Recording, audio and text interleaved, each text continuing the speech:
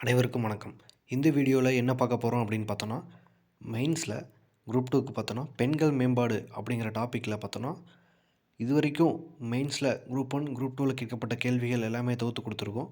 நம்ம already மெயின்ஸுக்கான videos கொடுத்துருக்கோம். நீங்கள் இன்னும் பார்க்கல அப்படின்னா டிஸ்கிரிப்ஷனில் ப்ளேலிஸ்ட்டில் ஆட் பண்ணியிருக்கேன், மறக்காமல் போய் பாருங்கள். நம்ம சேனல் இப்போ நீங்கள் வீடியோ பார்க்குறீங்க அப்படின்னா மறக்காமல் சப்ஸ்கிரைப் பண்ணிடுங்க. மெயின்ஸுக்கு வந்து ரொம்பவே முக்கியமான டாபிக் அப்படின்னு பார்த்தோன்னா பெண்கள் மேம்பாடு. ஓகேங்களா? இது நல்லாவே பார்த்து வச்சுக்கோங்க. நிச்சயமாக பெண்கள் மேம்பாடு வந்து கொஸ்டின்ஸ் கண்டிப்பாக வரும். ஓகேங்களா? 2008 வந்து குரூப் 2வில் கேட்கப்பட்ட கேள்வி பார்த்தோன்னா, பெண்களுக்கு அதிகாரம் வழங்குதல் என்பதில் மனிதவள முன்னேற்ற கண்ணோட்டம் என்றால் என்ன? அதாவது பெண்களுக்கு அதிகாரம் வழங்குறதுல வந்து மனிதவள முன்னேற்ற கண்ணோட்டம் அப்படிங்கிறது வந்து என்ன அப்படின்னு ஒரு 5 மார்க் கொஸ்டினில் கேட்டிருக்காங்க. அடுத்து பார்த்தோன்னா, 20ஆம் நூற்றாண்டில் தமிழகத்தில் ஏற்பட்ட பெண்கள் முன்னேற்றம். 20ஆம் நூற்றாண்டில் தமிழகத்தில் ஏற்பட்ட பெண்கள் முன்னேற்றம் குறித்து ஒரு குறிப்பு வரைக அப்படிங்கிற மாதிரி ஒரு 10 மார்க் கொஸ்டின் 2008 குரூப் 2வில் கேட்டிருக்காங்க. 2019 குரூப் 1ல் பார்த்தோன்னா, இந்தியாவில் உள்ள பெண்களின் பொருளாதாரம் உரிமையடைய உதவும் புதிய திட்டங்கள். இந்தியாவில் வந்து பெண்களோட பொருளாதாரம் உரிமையடைய வந்து உதவக்கூடிய புதிய திட்டங்கள் என்னென்ன அப்படிங்கிறத பற்றி இது எல்லாமே ஃபுல்லாக டீட்டெயில்ஸாக ப்ரீஃபாக எழுதுகிற மாதிரி ஒரு 5 மார்க் கொஸ்டின்ஸ் கேட்டிருக்கு. 2011 குரூப் 1ல் பார்த்தோன்னா, குடும்ப வன்முறை தடுப்புச் சட்டம், டொமஸ்டிக் வயலன்ஸ் ஆக்ட்னு சொல்லுவாங்க. குடும்ப வன்முறை தடுப்புச் சட்டம் 2005 பற்றி சிறு குறிப்பு வரைக. ரொம்பவே முக்கியமான ஒரு சட்டம்னு சொல்லலாம். ஒரு 3 மார்க் கொஸ்டினாக இடம்பெற்றிருக்கு. 2013 குரூப் 1ல் பார்த்தோன்னா, பெண்கள் மேம்பாடு அப்படின்னா என்ன? பெண்கள் மேம்பாடு அப்படின்னா என்னன்னு ஒரு 3 மார்க் கொஸ்டின்ஸ் வந்திருக்கு. பெண்களில் தொழில் முனைவோருக்கு முன் உள்ள சவால்களை வெளிக்கொணர்க. பெண்களில் வந்து தொழில் முனைவோருக்கு ஏற்படக்கூடிய சவால்களை பற்றி ஒரு குறிப்பு வரைக அப்படிங்கிற மாதிரி ஒரு 5 மார்க் கொஸ்டின்ஸ் வந்திருக்கு.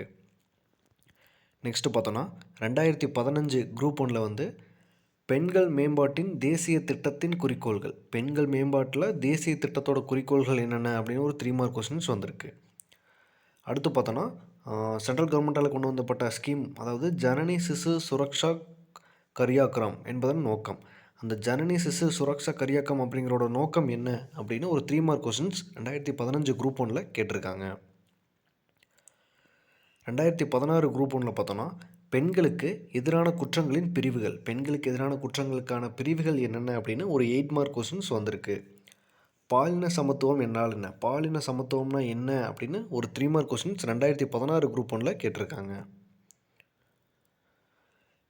நெக்ஸ்ட்டு பார்த்தோன்னா, 2015 குரூப் 2வில் வந்து குடும்ப வன்முறைக்கான காரணிகள். குடும்ப வன்முறைக்கான காரணிகளை விவரி அப்படின்னு ஒரு 8 மார்க் கொஸ்டின்ஸ் கேட்டிருக்காங்க. அதே 2019 குரூப் 1ல் பார்த்தோன்னா, இந்தியாவில் பெண்களுக்கு குறைதீர்க்கும் முறைகள். இந்தியாவில் வந்து பெண்களுக்கான குறைதீர்க்கும் முறைகள் என்னென்ன இருக்குது அப்படின்னு ஒரு 10 மார்க் கொஸ்டின்ஸ் இடம்பெற்றிருக்கு. அதுலேயே குடும்ப வன்முறை தனிநபர் பிரச்சனையா அல்லது சமூக பிரச்சனையா அப்படின்னு டிஃப்ரென்ஷியேட் பண்ணி எழுதுகிற மாதிரி ஒரு 15 மார்க் கொஸ்டின்ஸ் இடம்பெற்றிருக்கு. அதாவது குடும்ப வன்முறை சட்டம், குடும்ப வன்முறை தொடர்பான கேள்விகள் வந்து பெண்கள் மேம்பாட்டில் அதிகமாக கேட்கப்பட்டு வருது. ஸோ நல்லாவே பார்த்து வச்சுக்கோங்க. இது 2016 குரூப் 2வில் பார்த்தோன்னா, இந்தியாவில் பெண்களின் நிலை உயர வந்து அரசின் சமூக பாதுகாப்பு திட்டங்கள். இந்தியாவில் வந்து பெண்களோட நிலை வந்து உயர்றக்கு அரசோட பாதுகாப்பு திட்டங்கள் என்னென்ன அப்படின்னு ஒரு 10 மார்க் கொஸ்டின்ஸ் கேட்டிருக்காங்க. லாஸ்ட்டாக பார்த்தோன்னா, 2022 குரூப் 2வில் வந்து குடும்ப வன்முறையிலிருந்து பெண்களை பாதுகாத்தல் சட்டத்தின் கூறுகள். குடும்ப வன்முறையிலிருந்து பெண்களை வந்து பாதுகாக்கிறதான சட்டத்தோட கூறுகள் என்னென்ன அப்படின்னு ஒரு 12 மார்க் கொஸ்டின்ஸ் வந்திருக்கு. ஓகேங்களா? இந்த டாபிக் ரொம்பவே முக்கியமான ஒரு டாப்பிக்ங்க மெயின்ஸுக்கு. நமக்கு குரூப் 1ஆக இருக்கட்டும், குரூப் 2வாக இருக்கட்டும், ரெண்டுக்குமே உங்களுக்கு வந்து இந்த டாப்பிக்லேருந்து கொஸ்டின்ஸ் வந்து நிச்சயமாக வரும். ஸோ நல்லாவே பார்த்துக்கோங்க. இந்த வீடியோ உங்களுக்கு யூஸ்ஃபுல்லாக இருந்தால் மறக்காமல் லைக் பண்ணுங்கள். இன்னொரு வீடியோ மீண்டும் சந்திப்போம். தேங்க்யூ.